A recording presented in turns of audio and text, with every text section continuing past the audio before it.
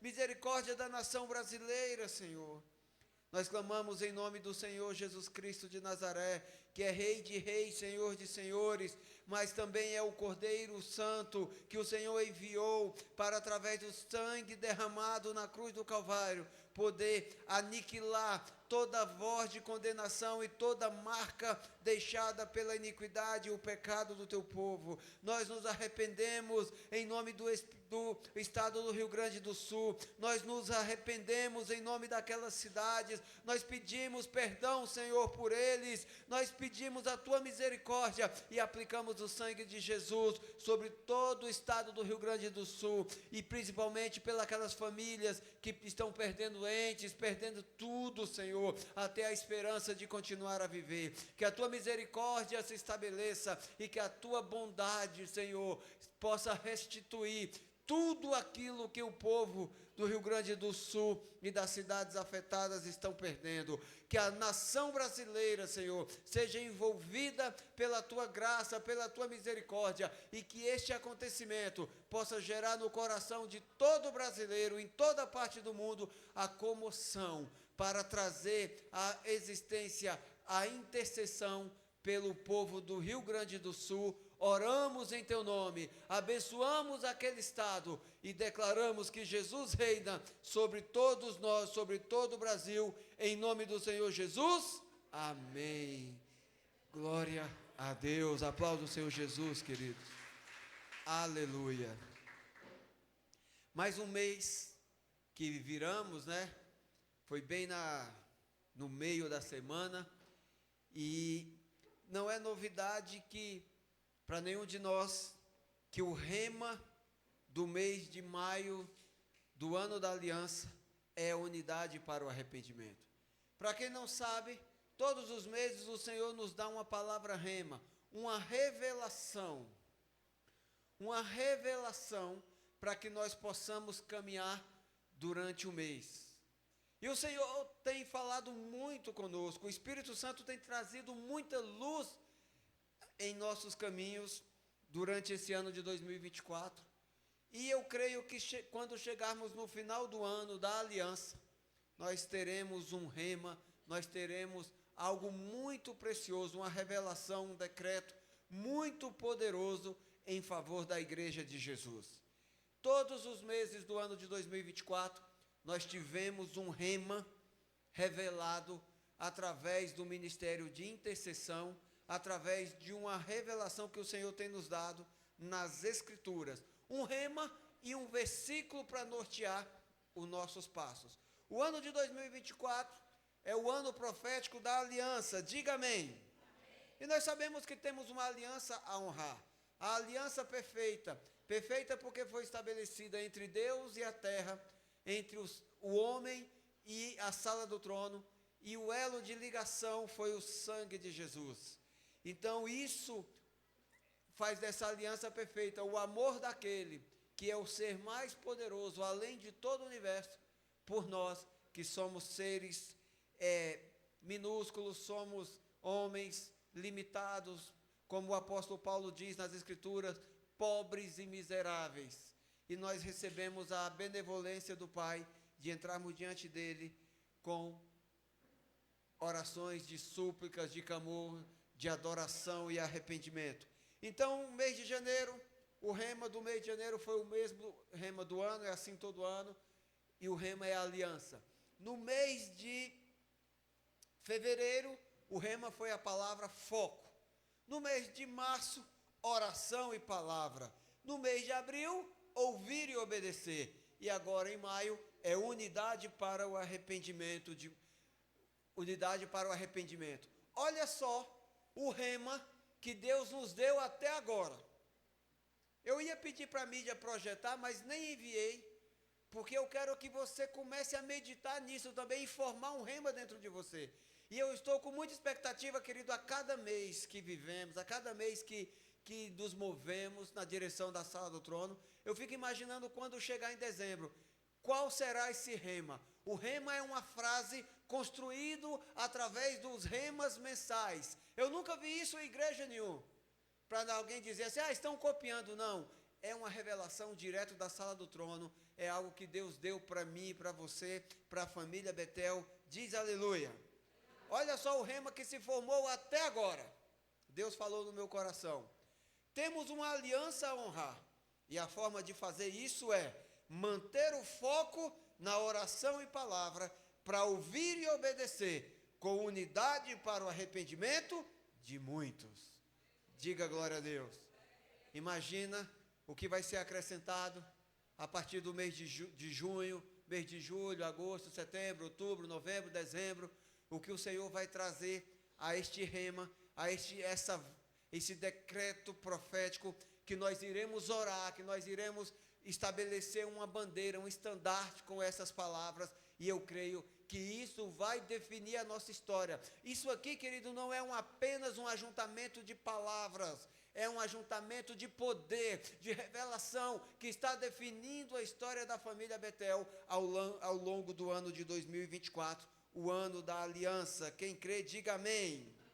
E o versículo que nos norteia no mês de maio de 2024, o ano da aliança, é Efésios 4:3, que diz: façam todo o esforço para conservar a unidade do Espírito pelo vínculo da paz. Isso é muito tremendo, querido, isso é extraordinário, pois o Senhor tem falado conosco a respeito de surpresas, e o Senhor tem nos ensinado a respeito de fazer guerra com o objetivo na paz. Mas não é a paz que todo mundo pensa, não é a paz que o mundo prega, que é aquela paz de ficar parado, sombra e água fresca, sem fazer nada, esperando as coisas acontecer por sorte. A paz que nós temos é a paz do Espírito Santo que está dentro de nós, é a paz que Jesus coloca dentro da nossa alma, é a paz que excede todo entendimento. E o que a palavra, o que o Espírito está falando? Para que a gente se esforce. O que é se esforçar? É fazer força além do que você está habituado a fazer. Quando você se esforça, você investe uma energia além do habitual. Esforçar-se é fazer algo quase acima do teu limite. É romper um limite habitual da tua vida. Então Deus está pedindo para você se esforçar. Diga amém. Me ajuda aí, fala para a pessoa que está perto de você, fala assim: olha, Deus está falando para você se esforçar mais, em nome de Jesus. Você tem feito esse esforço, meu irmão, para manter a unidade no corpo de Cristo, pelo vínculo da paz? Ou você é daqueles que basta um olhar de qualquer jeito que você já entra numa guerra, você já transforma um ambiente pacato em um ambiente de guerra? Isso na igreja, na família, no trânsito, em qualquer ambiente que você está. Deus tem falado muito comigo em relação a manter a paz no vínculo, a paz no corpo, na igreja, a paz com todos, através do seu Espírito Santo. Quem quer isso para a sua vida hoje, diga amém. Amém. É por isso que o tema da palavra de hoje é unidade para o arrependimento. Fala comigo, unidade para o arrependimento. Nós precisamos, queridos, ter um entendimento do que isso significa. Você precisa entender o que é se esforçar para ter unidade na igreja, para ter unidade com Deus através de Jesus, para ter unidade com a vida por meio de Cristo. Você precisa se esforçar, porque o inimigo tem roubado de muitos o entendimento da palavra e tem permitido no lugar apenas uma mera religião. Meu irmão, para ser um religioso, ninguém precisa se esforçar. Basta apenas vestir uma capa e encenar uma pessoa que ele não é. Religioso, qualquer um é, sem esforço nenhum. Mas para ser santo, para ser um filho, para ser um representante, para ser um transportador do Espírito Santo de Deus, para ser aquele que representa Jesus através da sua luz, para ser aquele que contém o sal, o gosto, que para mudar o tempero da vida de muitos aí, meu irmão, esse precisa se esforçar muito. Você não é um mero religioso, você é um filho que transforma ambientes, diz aleluia em nome de Jesus. E nós somos uma igreja, queridos, que tem a responsabilidade, que tem a missão de compartilhar o Evangelho de Jesus com todos ao nosso redor. Deixa eu fazer uma pergunta para você. Qual foi a última vez que você se esforçou para pregar o Evangelho para alguma pessoa? Nessa última semana que passou, nos últimos 7 dias dessa semana, você falou de Jesus para mais alguém? O teu silêncio te faz um suspeito. O que você tem feito, querido, nos teus dias? Qual é a forma que você tem entrado diante de Deus? Apenas para pedir? Ou tem entrado para pedir inspiração?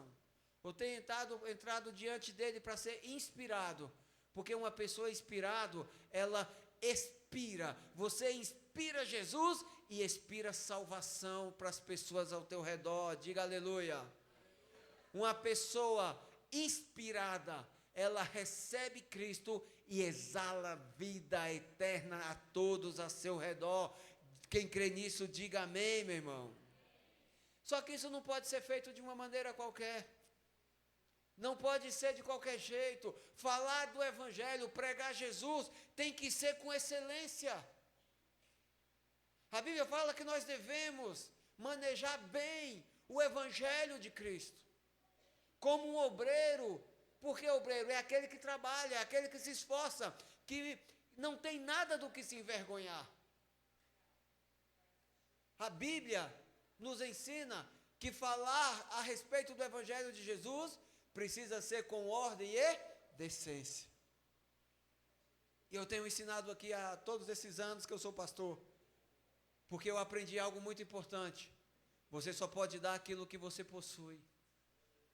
E se você não está dando nada, é porque você ainda não tomou posse da vida eterna que Cristo tem em você, que Cristo deu para você. Se você não está exalando nada, você não está exalando vida, você não está exalando salvação, é porque você não está inspirando-se em Cristo. Você está sendo inspirado por qualquer coisa, menos Jesus. Você só pode compartilhar salvação quando você tem convicção de que a tua alma está salva em Jesus Cristo. Deixa eu te perguntar aqui. Alguém aqui tem convicção que a sua alma está salva em Cristo? Levanta a mão para todo o inferno ver, para os anjos de Deus ver, para o Espírito Santo que está nesse lugar saber que você é convicto. Pai, em nome do Senhor Jesus, nós somos a tua igreja que estamos agora, Senhor, com as mãos levantadas, sinalizando que nós temos convicção que há salvação das nossas almas, da nossa vida em Cristo, e é por isso que nós estamos aqui, Senhor, nos colocando à mercê para ouvir a tua palavra, para obtermos, Senhor, todo o entendimento a respeito de tudo que precisamos, mas principalmente da unidade para o arrependimento, além de nós, de muitos ao nosso redor. Você que crê, diz amém. Olha só, meu irmão, o que o Evangelho diz, o que o Evangelho de Cristo fala para mim e para você hoje. A palavra de Deus contém salvação. Repete comigo assim: a palavra de Deus contém salvação e cura para minha alma. Vamos falar de novo, que está tão michuruca que eu acho que nem você está convencido disso. E a gente não consegue convencer ninguém de algo que a gente não é convencido. Você não consegue provar, sabe, você não consegue provar algo para ninguém que você não acredita, meu irmão. Você precisa ter convicção. Fala assim comigo: a palavra de Deus tem salvação e cura para minha alma, em nome de Jesus. Eu quero ler contigo, querido, uma palavra para colocar dentro de você o entendimento do que é unidade para o arrependimento. O teu arrependimento, e a partir do teu entendimento em unidade, muitos ao teu redor irão viver esse arrependimento também, irão se tornar parte do corpo que você está unido. Diga aleluia. Efésios capítulo 4, versículo de número 1. Eu não vou ler aqui na NVI, que é a nossa versão habitual. Eu pesquisei hoje, eu tenho várias versões de Bíblias lá em casa. Eu pesquisei, eu leio uma palavra antes de pregar, eu gosto de ler em várias versões, meditar e orar buscando a revelação, o rema, porque é o rema que transforma. E rema, ele não existe, ele perde o valor se não for tirado da palavra de Deus, se não for Bíblia. Amém? Então eu lendo aqui em várias versões, a que mais se identificou foi na NTLH, nova tradução de hoje, né? Nossa, esse ele fugiu da minha mente agora, mas eu amo essa Bíblia, eu tenho uma versão dela lá de estudo, que eu tenho ela há mais de 15 anos, como é tremenda, e principalmente porque é uma Bíblia toda anotada, eu tenho várias anotações, várias marcações nela. E hoje eu trouxe aqui, uma das minhas Bíblias é a versão, é a hebraica completa.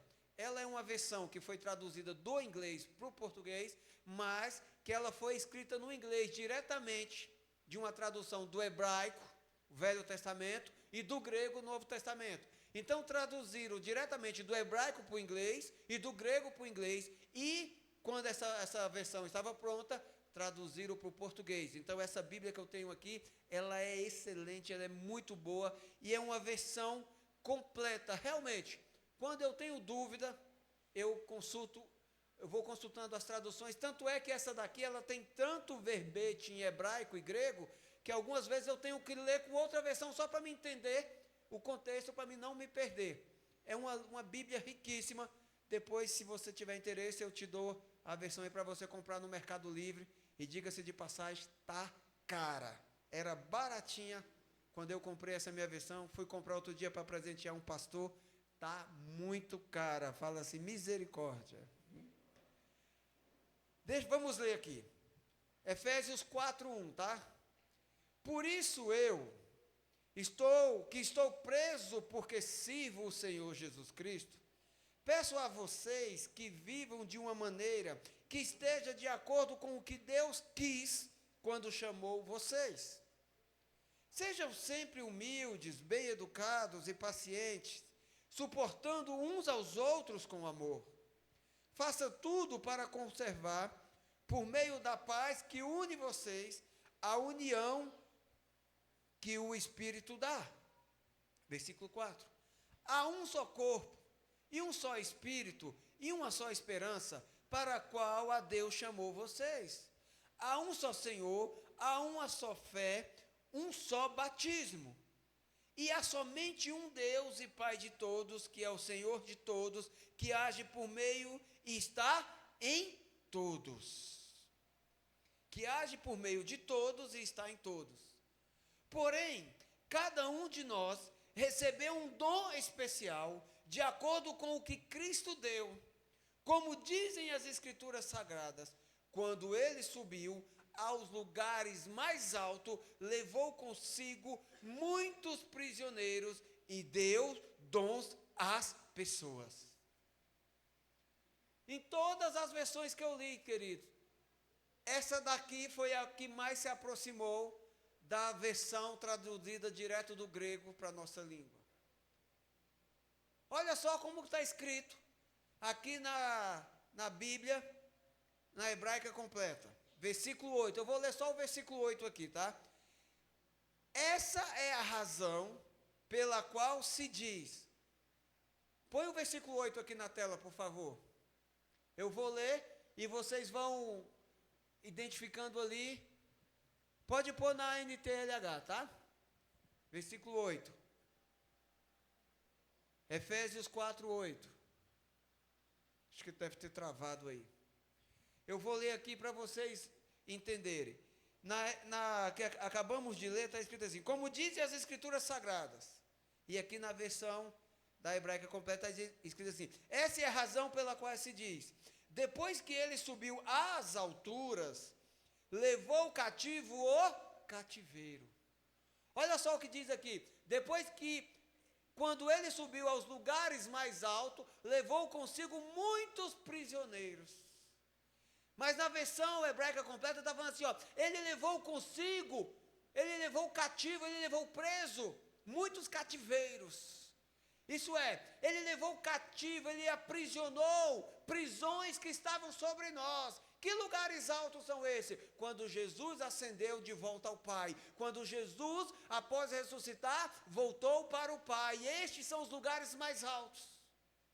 Então aqui na versão completa e na maioria das versões, a mensagem original é que quando Jesus voltou para casa, voltou para o céu, ele levou muitos cativeiros que nos aprisionavam antes. Quem crê nisso, diga amém. E deu presentes à humanidade. E deu dons às pessoas. Alguém consegue se alegrar com isso, meu irmão? Jesus removeu muito dos cativeiros. O cativeiro da religião, o cativeiro da condenação, o cativeiro que prendia as pessoas em falácias, em rituais. Jesus chamou a responsabilidade em seu sangue. Porque antes de Jesus descer, vamos dizer assim, dos lugares altos e nascer no ventre de Maria e se fazer homem, o lugar mais alto que o homem podia falar com Deus era no cume do monte. Isso aconteceu lá no Monte Sinai. O lugar mais alto, ou seja, o lugar mais baixo que Deus descia para falar com o homem era no alto de um monte. Só que Jesus desceu e intermediou o encontro ali naquele monte. Por que Jesus? Porque é Deus Pai, Deus Filho e Deus Espírito Santo. E a Bíblia fala que Deus convocou toda a congregação de Israel e disse a Moisés: chama meu povo, traz todo mundo, fala só para eles ficar à distância e não tocar no monte. Mas quando o povo chegou e viu aquele monte, viu trovões, viu sons de trombetas, viu aquele ambiente, o povo ficou com medo.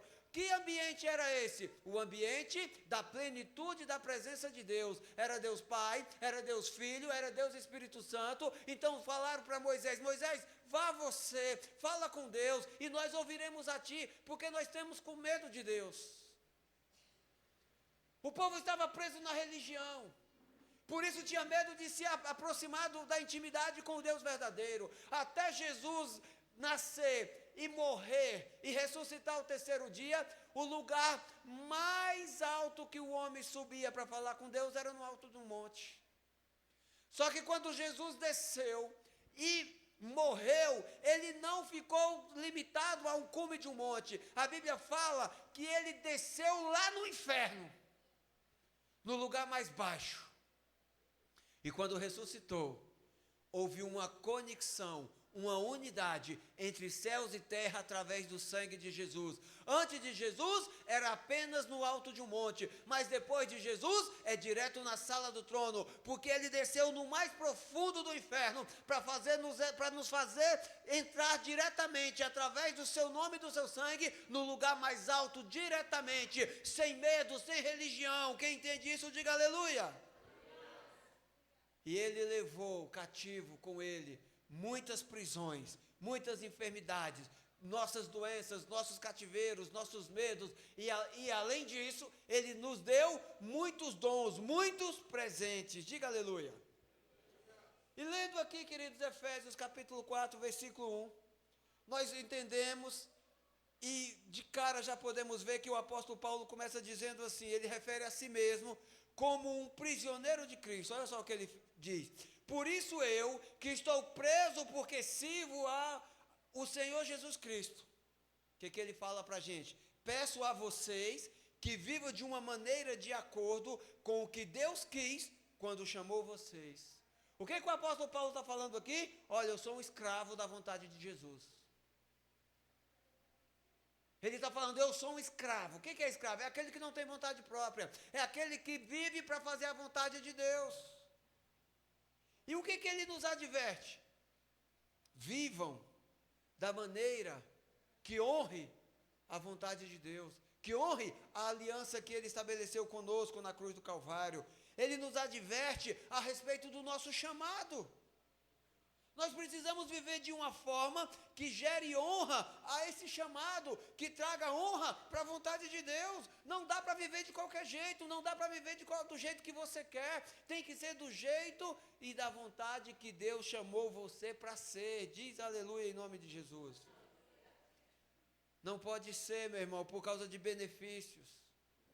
Por causa de uma troca, olha, eu vou para a igreja porque Deus vai me abençoar na semana, vou ganhar dinheiro lá no meu trabalho, eu vou ficar livre de todo mal. Não, Deus te chamou, porque essa foi a vontade dEle. A Bíblia fala que Ele nos escolheu, quando nós ainda éramos pecadores e vivíamos no império das trevas. Ele nos removeu, Ele nos libertou do império, porque o império, meu irmão, é um lugar de cativeiro, é um lugar de prisão, é um lugar de grilhões. O império aponta para a Babilônia espiritual, que é o inferno.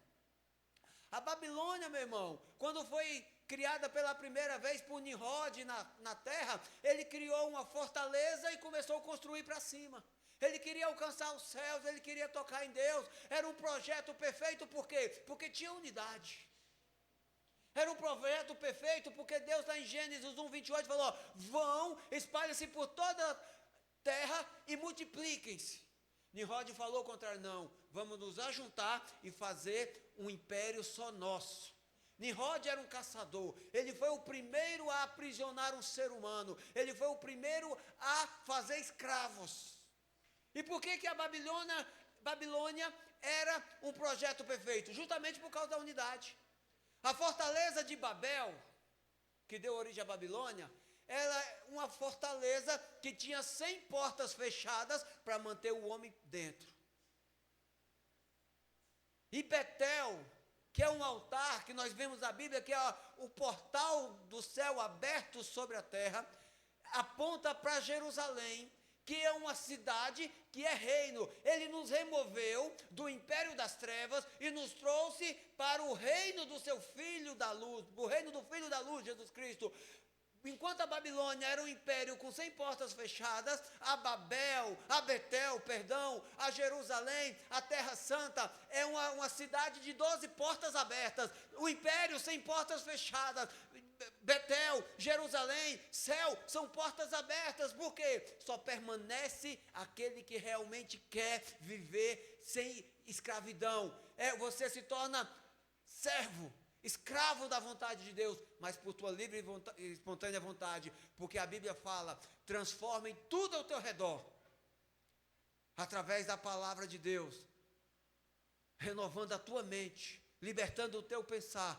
Então você vai poder experimentar e comprovar a boa, agradável e perfeita vontade de Deus.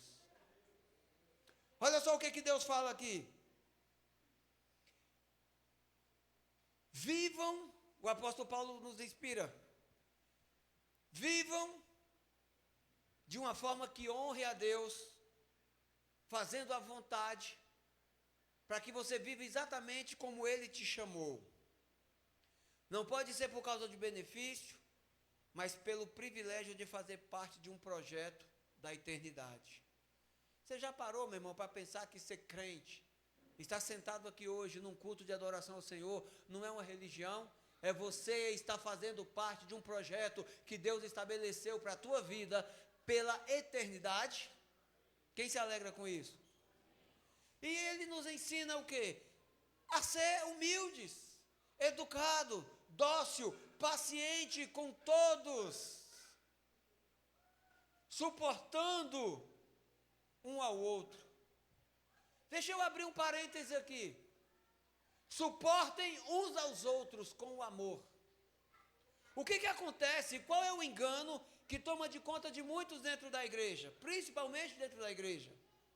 É que muitos pensam que suportar aqui na Bíblia está falando para você aturar a pessoa. Não é você ter que aturar a pessoa, não é você conviver por obrigação com aquela pessoa. Eu estou hoje aqui, meu irmão, para te dizer que não é isso. Afinal de contas, a palavra de Deus vai além de todo entendimento humano. E o que Deus está falando para a gente aqui, não é para você tentar conviver com obrigação com aquele irmão. Ah, eu não suporto ele, eu não aguento ele, eu só estou aqui porque Deus me diz para estar. Se for para você aturar, se for para você viver por obrigação com pessoas ruins, vá para o inferno. Porque lá está toda a corja. E se você vai viver por obrigação, você consegue ficar de boa no inferno. Deus não está falando para você fazer isso, falar amém. O que Deus está falando aqui, meu irmão? O que Deus está falando aqui pelo Espírito Santo? Que você deve dar suporte às pessoas ao teu lado.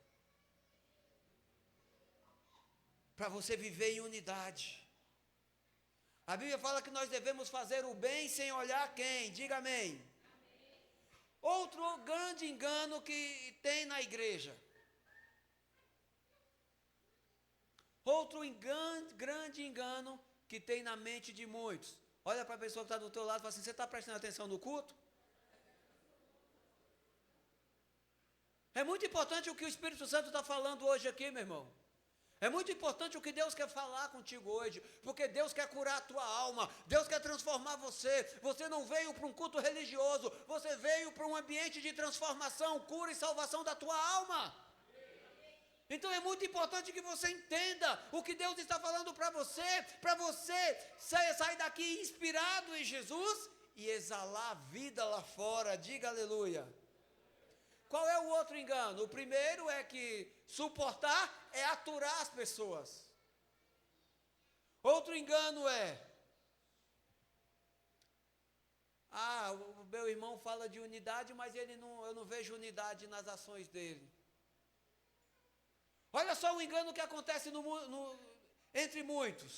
Eu já ensinei isso aqui, mas o Espírito Santo falando comigo hoje me instruiu a dizer novamente. Unidade não é algo que pode vir do homem. Unidade não é algo que você pode gerar em teu coração.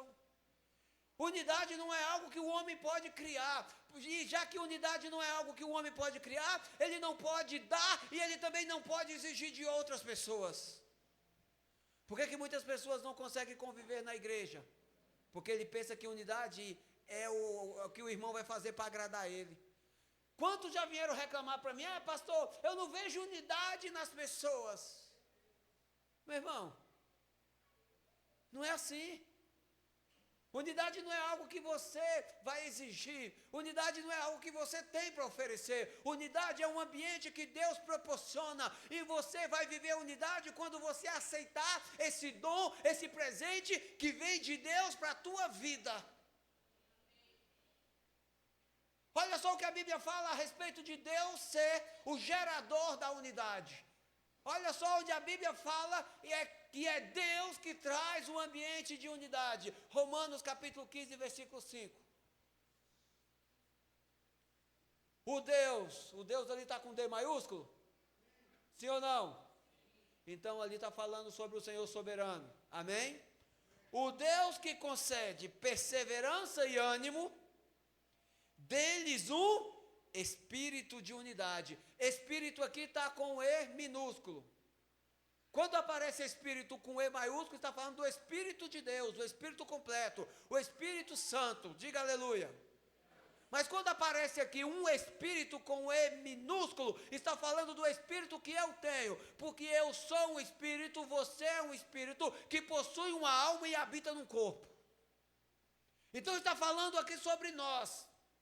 Fala assim comigo, eu sou um espírito que possui uma alma e habito num corpo. Nós somos um espírito que possui uma alma, e diga de passagem que a maioria do tempo vive muito de doente e habita num corpo terreno, um corpo que vai voltar ao pó, um corpo que é matéria, que tem validade, mas o Espírito que está em nós é o sopro de vida de Deus, que nos torna um com Ele. A alma é o alvo da salvação, é o que o inimigo quer destruir, meu irmão. E muitos acham que a unidade é para trazer deleite no corpo, na carne, prazer. Não, queridos, não é isso. O Deus que concede perseverança e ânimo, deles um espírito de unidade, segundo Jesus Cristo. Uma pessoa que não quer viver em unidade com o corpo de Cristo, ela está rejeitando o Espírito de Deus. Ela rejeita a palavra, ela rejeita a revelação, ela rejeita os dons, os presentes, a cura, a salvação que vem do céu para nós. Em 1 Tessalonicenses, capítulo 5, versículo 19 e diante, diz assim, olha, não apaguem. Na versão NTLH fala assim, não atrapalhem o Espírito. Não desprezem a profecia. E quando o Espírito vem e fala todos os meses conosco dentro de um tema, Ele está fazendo isso para, querido, a nossa alma receber cura, para a nossa alma manter a salvação, para o nosso espírito continuar sendo conectado ao do Pai todos os dias, o tempo todo. E para que o nosso corpo seja forte, seja saudável, como o corpo de Caleb, aos 85 anos ele disse, olha, eu estou pronto para a batalha, eu estou pronto para reivindicar e cuidar da terra que me foi prometida há 45 anos atrás. Quem é que tem saúde na velhice, no corpo? É aquele que tem um espírito conectado ao Pai e tem uma alma curada, um espírito de unidade, segundo a vontade de Deus, representada por Jesus Cristo e a sua palavra. Quem entende isso, diga amém. Amém. E como é que nós temos os dons, os presentes? Como é que nós recebemos salvação e cura na alma? Através dos nomes, do sangue de Jesus, nós já sabemos disso. Aqui também no capítulo 4 do livro de Efésios, fala a respeito dos dons ministeriais, que são 5 dons: o apostólico, o profético, o pastoral, o mestral e o evangelístico. Estes são dons espirituais que cada um recebe segundo o seu chamado e pela vontade de Deus em Jesus Cristo. Quem é que dá esses dons dentro da igreja? O próprio Jesus, através do seu Espírito. Olha, eu decidi, eu quero ser um pastor, eu quero ser um apóstolo. Olha, agora hoje eu vou ser um profeta. Eu decidi. Você acha que é assim? Claro que não, meu irmão. É Deus que dá esses dons, é Deus que ativa essa unção na vida de pessoas que Ele escolheu, que Ele chamou para viver segundo a sua vontade. Mas o dom que eu quero dar para você hoje, o dom que eu quero falar contigo hoje é um dom de relacionamento. Vamos ler aqui Efésios 4, 7. Põe só Efésios 4, 7, vamos ler novamente, acabamos de ler, mas... Porém, cada um de nós recebeu um dom especial, de acordo com o que Cristo deu. Eu não quero falar contigo hoje a respeito dos dons ministeriais. Eu quero falar sobre este dom de relacionamento, uma unção para você se relacionar com a igreja, com o corpo de Jesus e com as pessoas ao teu redor. Alguém aqui tem problema de relacionamento? Vou perguntar novamente para você parar de fingir que entendeu, que não entendeu. Alguém aqui tem problema de relacionamento com algumas pessoas? Sim ou não? Lá no teu trabalho está 1000 maravilhas, todo mundo é gente boa, todo mundo é gente boa, só é aliança, unidade, é nós. No trânsito, você não tem problema de relacionamento com as outras pessoas? Tem gente que tem problema de relacionamento no trânsito até quando ele não está dirigindo. Meu irmão, eu estou trabalhando de Uber, estou fazendo serviço de Uber. E tem hora que eu estou com um passageiro no carro e ele fala assim, olha o que esse motorista fez, olha que não sei o quê, que não sei o quê. Eu falo, calma. Dá vontade de falar assim, deixa que o pai aqui está no controle. Não tem uma gíria que fala aí, deixa com o pai? Tem pessoas que têm problema no trânsito até quando ele não dirige. E se ele estiver dirigindo, ele mata ou morre. Tem pessoa que tem problema no casamento. Tem pessoa que não consegue se relacionar com o esposo ou com a esposa, com aquele que divide a cama, com aquele que divide as intimidades, com aquele que ele se une para gerar uma vida.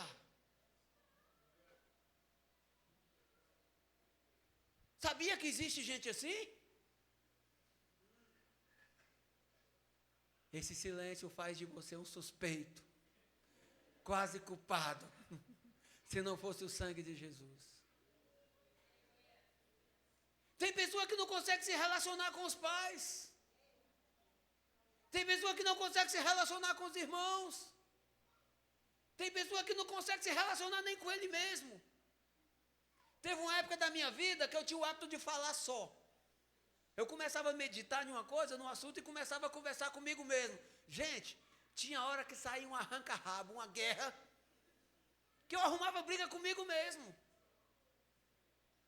Aí eu li nas Escrituras, e o Espírito Santo chamou a minha atenção, lá no capítulo 4, versículo 1 do livro de Tiago, que diz assim: de onde é que vêm as guerras que vocês travam, senão de dentro de vocês? Eu falei: Espírito Santo, já que o Senhor está aí dentro, e as guerras estão aí também, dá uma apaziguada. Aí tem hora que eu me pego, meu irmão, pensando em uma guerra que não tem nada a ver, que eu nunca ouvi falar, mas ela existe aqui dentro. Porque fulano fez isso, fulano vai fazer isso, fulano pensou assim, olha só o que estão falando, pensando, olha só o que vai acontecer. Ô Espírito Santo, essa bagunça que está rolando aqui dentro, é a tua área de atuação, transforma. Eu te autorizo a fazer aquela faxina na minha alma. Quem está entendendo isso? Então o dom que eu quero falar contigo hoje, meu irmão, é um dom para você aprender a se relacionar com as pessoas. É um dom para você aprender a se relacionar com você mesmo. Tem alguém aqui? Amém. Tem alguém aqui que quer receber esse dom hoje? Amém. Esse dom, meu irmão, é o dom da unidade. Não é um dom que você decide ter. Não é um dom que você exige das pessoas, no trânsito, no trabalho, no casamento, na família, ou até mesmo que você exige de você. É um dom que Jesus te escolhe, te chama e decide derramar sobre a tua vida. Você tem esse dom se você decidir aceitar. Como é que eu faço para ter esse dom da unidade, pastor? Aceita, meu irmão. Aceita Jesus, aceita o poder que vem do alto, aceita a capacitação que Ele vai dar através das Escrituras, aceita o que Ele vai fazer em você de dentro para fora, e isso vai acontecer em nome de Jesus. Para que esse dom? Efésios 4,15, porque essa aqui é a vontade de Deus para você. Se você conseguir peneirar os seus relacionamentos dentro disso aqui, meu irmão, tua alma está curada. Você vai entrar no dom da unidade e você vai gerar muita glória para o nome de Jesus. Qual é a vontade do Pai? Que você pregue o Evangelho para todas as pessoas aí ao teu redor. E se for preciso, você use até palavras. Como assim, pastor? Você vai pregar o Evangelho com a tua vida, com as tuas ações, com as tuas atitudes, com as tuas reações. O teu sorriso, o teu olhar vai transmitir Jesus para muitas pessoas. E quando você abrir a boca, só vai vir a confirmação de que o Espírito Santo de Deus é quem governa você por dentro. A vontade de Deus quando te chamou é essa aqui, ó. Antes, seguindo a verdade em amor. Pelo contrário, falando a verdade com o espírito de amor. Cresçamos em tudo, até alcançarmos a altura espiritual de quem? De quem, gente? Eu não entendi. Eu vou ler novamente. Pelo contrário, falando a verdade com o espírito de amor, cresçamos em tudo até alcançarmos a altura espiritual de que é a cabeça. Quem é Cristo, meu irmão? Cristo é ungido, é o Messias, é o Filho de Deus, o exaltado, não aquele que morreu, não aquele que está pendurado numa cruz de madeira, que muitos usam aí até nos filmes de terror para expulsar vampiro, expulsar fantasma. Não é esse Cristo aí não, eu estou falando do Cristo exaltado, do Rei de Reis, Senhor de Senhores, o escolhido, o enviado, o próprio amor. A essência de Deus, o dom de Deus, descrito em João capítulo 1. É esse Cristo aqui, meu irmão? Que altura espiritual é essa? A semelhança. Quando Deus disse, façamos o homem à nossa imagem e semelhança, Ele estava falando exatamente, vocês devem se parecer o máximo possível em espírito, em verdade, vocês devem ser semelhantes ao Cristo, o meu Filho. E onde é que eu conheço esse Cristo aí? Nas Escrituras, na Palavra de Deus. Onde é que você vai ter esse Cristo revelado na tua vida? Na tua oração, na tua adoração, na tua entrega, na tua renúncia do pecado todos os dias. Trocando em miúdos, Deus tem um chamado pessoal com cada um de nós. Fala para você mesmo, fala assim, eu tenho um chamado pessoal de Deus. Alguém crê nisso? Amém. Sabe qual é a parte que mais dói na tua vida? Sabe aquilo que você não quer fazer, mas você precisa fazer e quando você quer fazer, dói. Esse aí é o teu chamado. Dói sair da tua casa para ir fazer uma célula, sim ou não? Sim ou não? A maioria não sabe porque não faz célula. A maioria não se dá o trabalho nem de fazer parte de uma célula. Sabe quando você vê uma pessoa ali que está do teu lado, no ponto de ônibus, no ambiente de trabalho, em qualquer lugar, e você é inspirado ali, você sente uma vontade de falar de Jesus para ele e você não fala? Ah, o que ela vai pensar de mim? O que essa pessoa vai achar? Está doendo, meu irmão? Porque é o teu chamado. Jesus está se revelando para você falar dele para outras pessoas. Jesus não está chamando você aqui para ser um teólogo. Jesus está chamando você para ser uma pessoa que o conhece na intimidade, porque teólogo ele fala aquilo que o homem criou. Teologia é estudo de Deus. A mente humana não tem como estudar Deus, meu irmão. Tudo que o homem sabe é aquilo que Deus decidiu revelar para ele. O homem só sabe o que Deus permite que a gente saiba. Agora, se você quer conhecer Jesus em amor, em transformação, em testemunho pessoal, você precisa mergulhar cada dia mais em sua palavra, em sua intimidade, para poder compartilhar ele com todos ao seu redor. O que eu estou querendo dizer para você essa noite? Deus tem um chamado pessoal para você. Vou falar novamente, para você falar pelo menos um amém. Deus tem um chamado pessoal para você. Amém. E sabe qual é esse chamado pessoal? E vai doer em alguns aqui. Fala ou não fala? O seu chamado pessoal é para fazer parte do coletivo. O que Deus está falando aqui? O teu chamado pessoal é para você ter unidade com a igreja. É para você ter unidade no teu casamento. Olha só. Caberá o homem unir-se a uma mulher e se tornar uma só carne. Unidade no casamento. Quando te contrataram lá naquela empresa, sabe o que o contratante falou para você lá no dia da entrevista? Olha, a nossa expectativa com você é que você vista a camisa da empresa. Sabe o que isso quer dizer? Que você tem unidade com a empresa.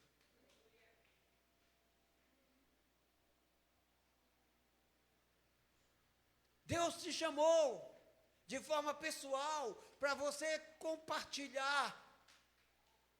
O corpo dele é um só corpo, uma só igreja, um só espírito, um só chamado, uma só missão. O teu chamado pessoal é fazer parte da igreja de Cristo, mesmo de uma forma coletiva. E sabe quais são os argumentos para que as pessoas usam para não fazer parte do chamado? Para não respeitar, para não honrar a vontade de Deus, para não atender o seu chamado? Eu não consigo. Por que você não consegue, irmão? Eu não gosto de fulano. Eu não suporto ciclano. Eu não consigo conviver com a falsidade de Beltrano. São esses argumentos que têm provocado divórcio. São esses argumentos que têm quebrado alianças, contratos lá nas empresas. São esses argumentos que têm destruído famílias. É esses argumentos que têm acabado com a unidade dentro da igreja, meu irmão. Eu poderia falar hoje aqui só da igreja, poderia deixar de fora o teu casamento, poderia deixar de fora a tua vida pessoal, profissional. Mas por que eu estou falando? Porque se você não consegue ter unidade nas coisas do mundo, como é que você vai ter unidade com as coisas de Deus? Porque é cíclica. Uma coisa está diretamente ligada à outra. Quando você aprende a respeitar os princípios da palavra de Deus, você reflete Jesus, você exala vida no teu trabalho, no teu casamento, na tua família, em qualquer lugar que você estiver, meu irmão. Você só pode dar o que tem. Você só pode refletir a luz que está dentro de você. Quem entende isso, diga aleluia. E por que Deus nos chama de uma forma individual para fazer parte de um coletivo? Para combater esses argumentos.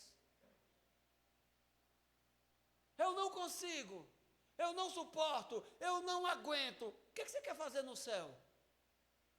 Porque a igreja é treinamento da eternidade. Se você não tem unidade no corpo de Cristo aqui, dentro da igreja, você vai fazer o quê? Senhor, eu só vou para o céu se ele não for? É isso? Ah, essa pessoinha não vai para o céu. Mostra a tua mão, deixa eu ver se tem um furo aí. Deixa eu ver aqui debaixo da tua costela, vê se tem uma marca. Veja os teus pés, tem marca? Os anjos, quando te vê, te chama de Cristo, se prostram diante de ti. Satanás, quando passa por você, baixa a cabeça e fala sim senhor, não senhor. Se não é isso, meu irmão, então você não tem poder para julgar, você não tem poder para condenar. A única coisa que lhe resta é dar suporte, é oferecer o ombro, é viver em aliança com Jesus. Isso é possível. Deus testificou essa palavra hoje no meu coração, lá no meu quintal.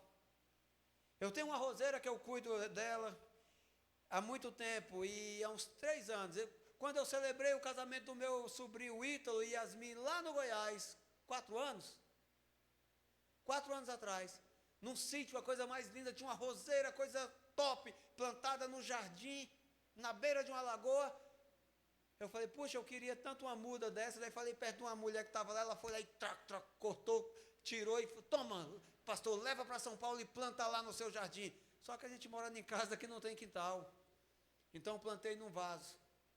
E essa roseira só começou a dar fruto. O ano passado ela me deu 2 rosas. Pense num cabra que saiu tirando foto, soltando fogos e se alegrando. Todo dia eu ia lá, cheirava a rosa. E respeitei. Cada pétala que caiu, eu não fiquei triste. Eu falei, é o ciclo. Essa roseira cumpriu o propósito. Ela deu uma rosa e eu apreciei a beleza. Eu contemplei a beleza. Eu senti o perfume. Isso é glória de Deus. Aí essa semana passada, a rosa desandou no vaso. Todo mundo fala para mim, roseira de vaso não dá fruto. Eu falei, a minha dá. Por quê? Porque Deus abençoa. Todo dia eu vou lá no quintal, junto com o meu cachorro Spike, a gente canta um louvor, a gente faz uma oração, a gente unge as rosas lá e Deus manifesta milagre. Aí semana passada tinha um monte de botão e de um lado tinha 4 botões, 4 rosas em um ramo só. Eu fiquei muito feliz. Aí hoje, essa semana cresceu, postei algumas fotos, aí alguém deve ter visto. Aí hoje eu desci lá, tá o galinho, era um sol de meio-dia, esse solzão que fez hoje. O galinho das 4 rosas estavam assim, ó, caído, murchinho. Aí o Espírito Santo olhou para mim e falou, tá vendo porque ela está caída? Não é porque ela está triste não, é porque esse galho, esse ramo deu muitos frutos.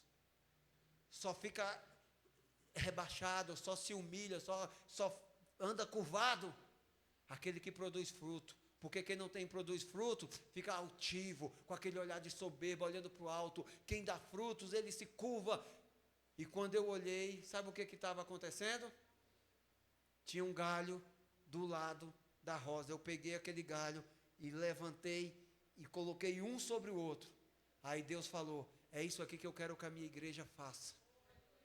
que o irmão suporte o outro, que o irmão dê força em amor ao outro, para ajudar ele a suportar o peso de frutos. Tem gente que consegue falar de Jesus, gerar discípulos, tem outro que não consegue pregar Jesus, que não consegue ganhar uma alma, mas você não pode ser descartado. A tua utilidade é dar suporte a teu irmão, é você ter unidade.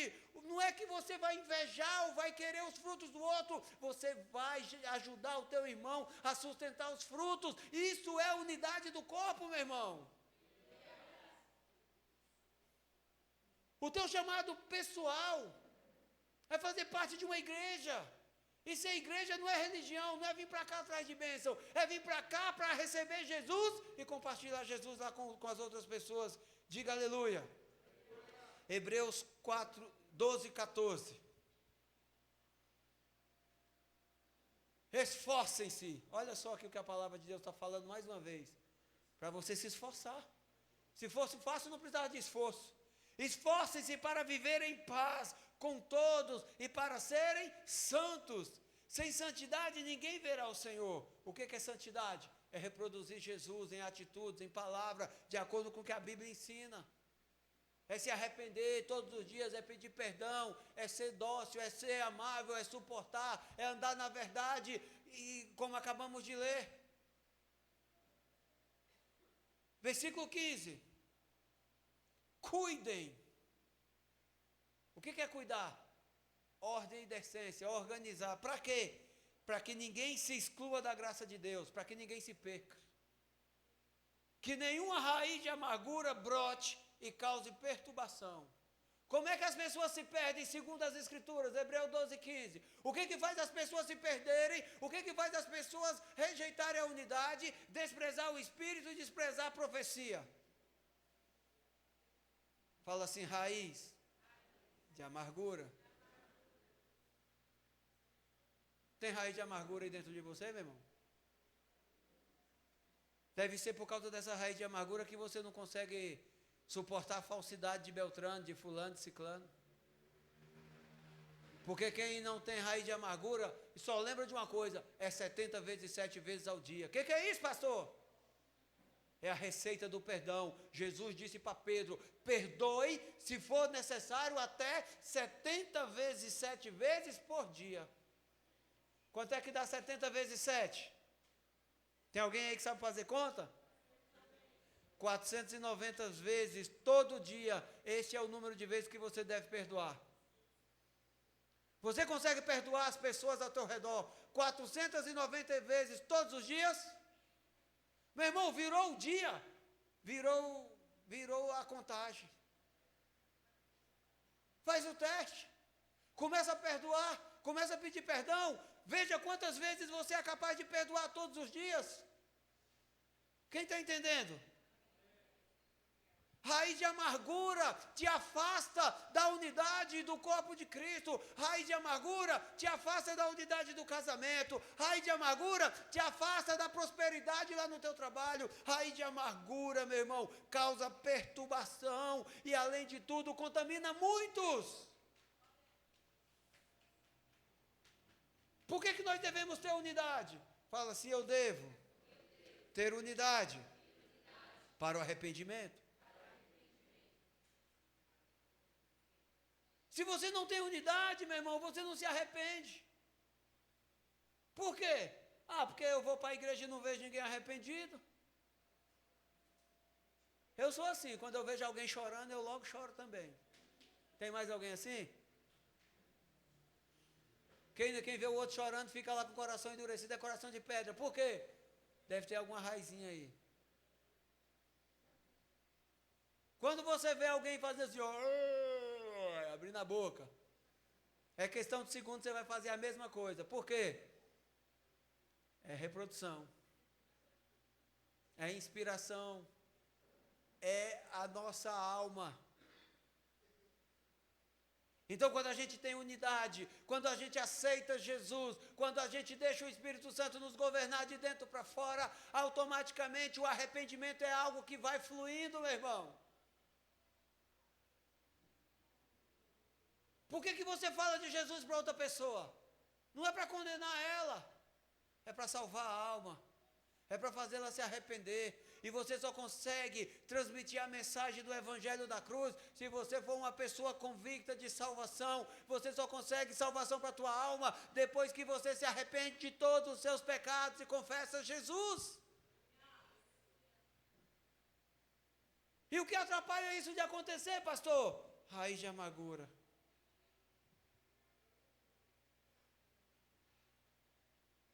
A Bíblia fala que toda obra será provada pelo fogo do Espírito Santo.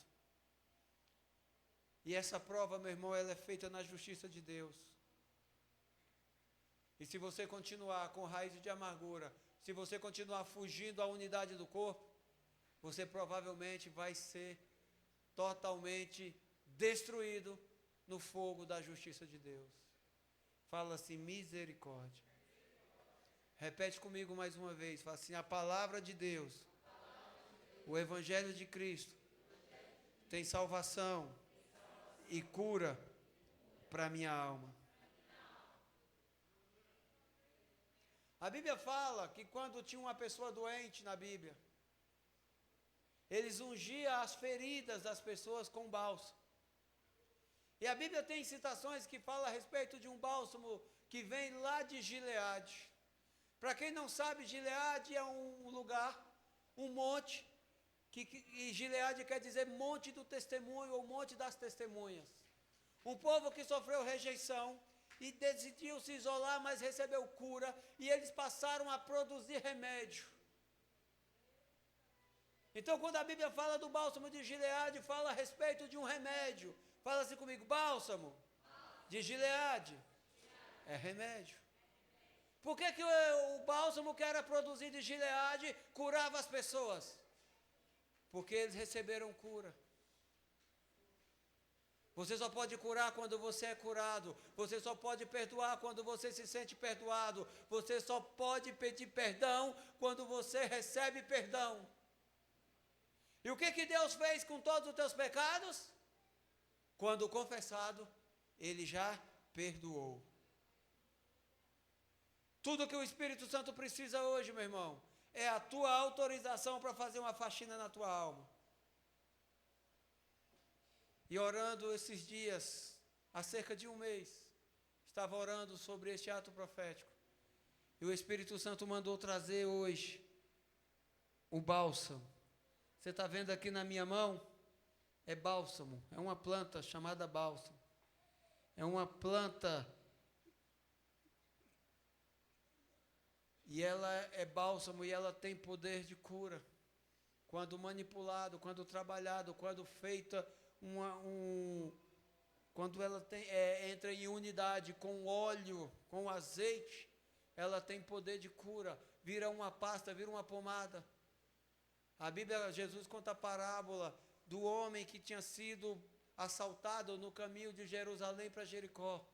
E que passaram os religiosos e ninguém fez nada, mas viu um samaritano que passou e se compadeceu, jogou vinho, que representa o sangue de Jesus, na ferida, e colocou o bálsamo e levou aquele homem para a hospedaria e disse ao dono da hospedaria, cuida dele, e tudo que você gastar, quando eu voltar, eu vou pagar. Então, bálsamo é uma pomada, é um remédio que cura. Orando, conversando com a pastora Viviana outro dia, ela me falou a respeito que tinha bálsamo plantado em sua casa e que havia feito um ato profético com bálsamo. Eu falei, a gente precisa fazer isso com a igreja. Por quê? Porque nós precisamos dar autorização para o Espírito Santo operar sinais e milagres no nosso meio. Se você crê nisso, diga amém. Unção. O que é unção? O que é ungir? É passar óleo. Por que a gente, quando fala do Espírito Santo, o Espírito me ungiu? O próprio Jesus fala em Lucas 4,18, Isaías 60. O Espírito do Senhor me ungiu para pregar o Evangelho, anunciar o ano da graça, tirar do cativeiro o preso, tirar das trevas o perdido, dar esperança para aquele que perdeu a esperança. O que é unção? Quando a gente fala de unção, a gente se refere ao Espírito. E por que o Espírito toma essa forma de óleo? Porque ele vem sobre nós. Ele é um bálsamo que cura, ele é um óleo que é derramado sobre nossas feridas e trabalha operando transformação. Quem entende isso, diga aleluia. Em 1 Tessalonicenses 5:23 está escrito assim: que o próprio Deus da paz o santifique inteiramente. Quem? Quem, gente? O próprio Deus da paz o santifique inteiramente. O que é santificar? É ungir, é curar, é salvar, é assumir o controle, é possuir inteiramente. Diz aleluia. Que todo o espírito, alma e corpo de vocês seja conservado irrepreensível na vinda do nosso Senhor Jesus. Olha só, espírito, alma e corpo seja conservado, saudável e pronto para a volta de Jesus. E como é que isso acontece? Quando o espírito atua e controla a tua vida de dentro para fora. 24. Aquele que os chama, quem é que te chama? Fala assim, Deus. Aquele que os chama é e fará isso. Quem é que nos chama, queridos, para ser igreja?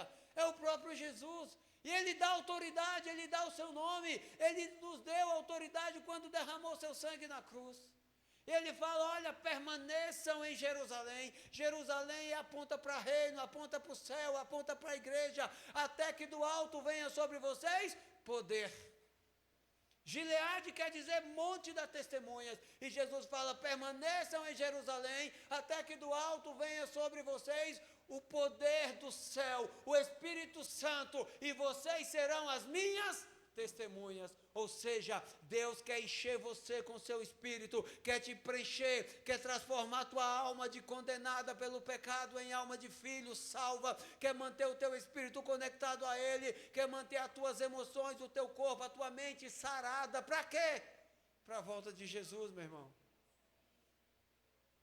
Hoje, eu quero fazer um ato profético. Eu quero fazer um ato profético com toda a igreja, com todos vocês. Mas antes de fazer esse ato profético, nós precisamos adorar a Deus. Nós precisamos sinalizar ao Senhor.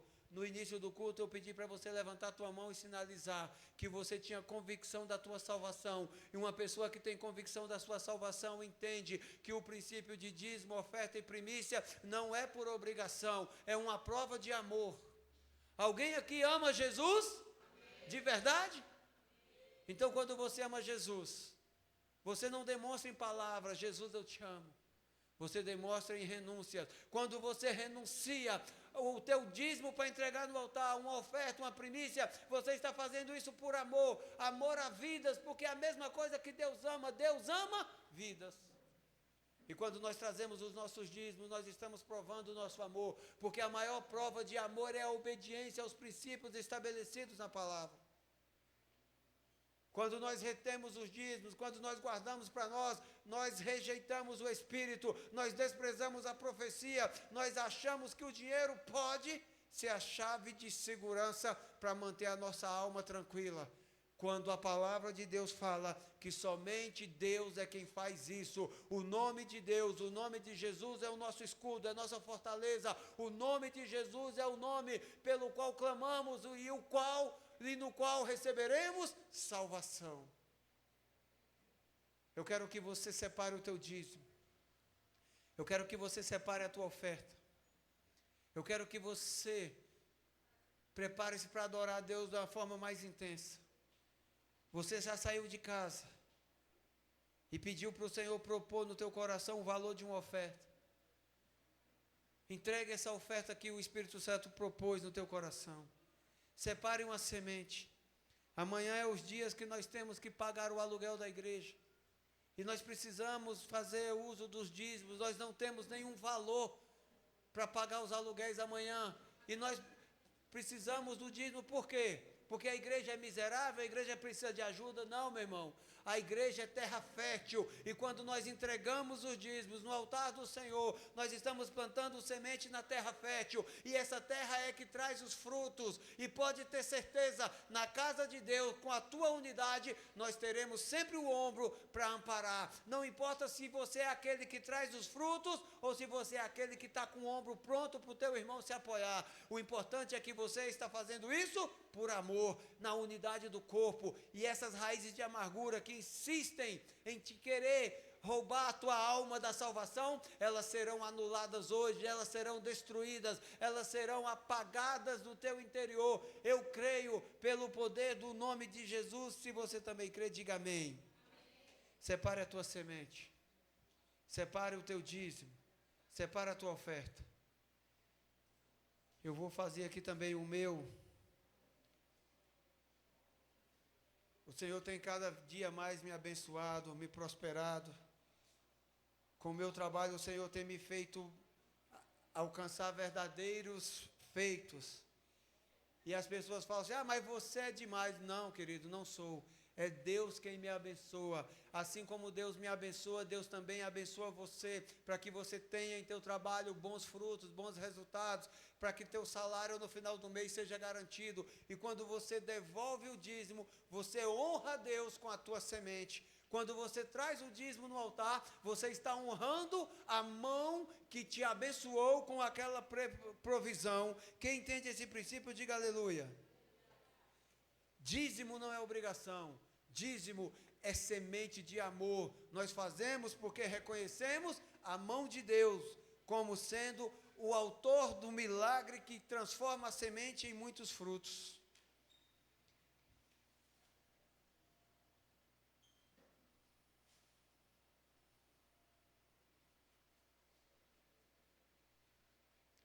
Deixa eu fazer o meu dízimo aqui.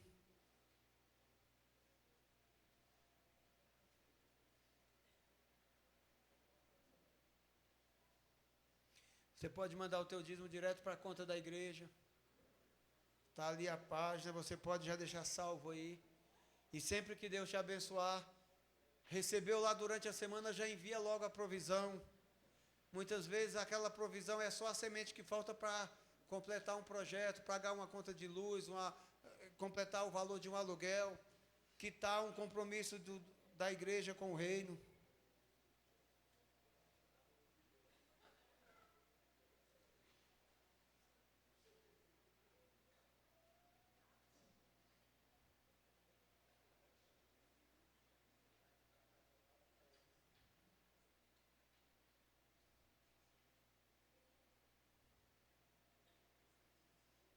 Glória a Deus. Você que vai entregar teu dízimo hoje, não esquece de preencher o envelope. Coloca no envelope o teu nome, o valor do dízimo, se foi por Pix, se foi em dinheiro, se foi em cartão. Isso nos ajuda, queridos, a organizar a contabilidade da igreja. São poucas pessoas que ainda são dizimistas, são poucas pessoas que honram a Deus com os dízimos.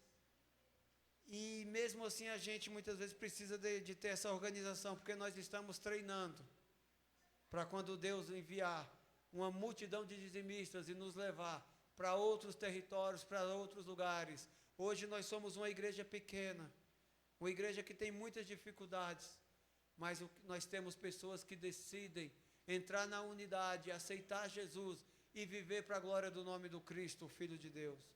Então, quando nós trazemos dos dízimos, nós não trazemos porque eu vou ser abençoado. Eu trago o dízimo para honrar a palavra de Deus, para honrar a aliança que Ele fez comigo na cruz, pela salvação que Ele está trazendo na minha alma. E eu entrego o dízimo no altar, porque o altar do Senhor é um lugar de multiplicar semente. Quando você vive pelo princípio, pode se preparar, meu irmão, mais dia menos dias você vai ser abençoado, Deus vai prosperar, Deus vai cumprir as promessas da palavra, Deus vai fazer o extraordinário vir sobre a tua vida, Deus te surpreende, não porque Deus te deve, porque Deus é assim, Deus não cumpre promessa porque merecemos, Deus cumpre promessa porque o caráter dele é de um Deus abençoador, diga aleluia. Então, quando nós cumprimos um princípio, nós entramos na brecha para ser abençoado por Deus. E quando eu cumpro um princípio financeiro de adorar a Deus com uma semente, Deus multiplica essa semente e traz bênção financeira, sim. Quem crê nisso diz amém. Vai ficando de pé em nome do Senhor Jesus. Você que entregou aí pelo Pix a tua semente, levanta teu celular. É como um ato profético. Pai, em nome do Senhor Jesus, nós abençoamos as sementes que estamos plantando no teu altar em unidade. Nós declaramos, Senhor, que o altar da família Betel é um campo, é uma terra fértil. E terra fértil, ela não pede, não mendiga semente, ela atrai. Que os nossos corações estejam disponíveis para praticar o ato de generosidade. Que os nossos corações sejam atraídos pelo teu altar, com sementes, com ofertas, com entregas, com primícias, dízimos e ofertas, para suprir as necessidades da tua igreja. Nós não fazemos isso porque queremos algo em troca, nós fazemos isso porque honramos a tua aliança, honramos a tua presença, honramos a tua palavra, nos colocando na condição de filhos obedientes. Que o Senhor multiplique todas as sementes, Pai, que o Senhor faça acontecer, porque aqui, segundo 1 Tessalonicenses 5, 23 e 24, é o Senhor quem faz, é o próprio Deus da paz, que nos santifica inteiramente, o corpo, a alma e o espírito, e que nos mantém conservados de maneira irrepreensível na vida do nosso Senhor Jesus Cristo. É o Senhor quem nos chama, é o Senhor quem faz, é o Senhor que opera, é o Senhor quem abençoa, é o Senhor quem protege. Em nome do Senhor Jesus, receba a tua bênção. Traz aqui a tua semente no altar, em nome do Senhor Jesus.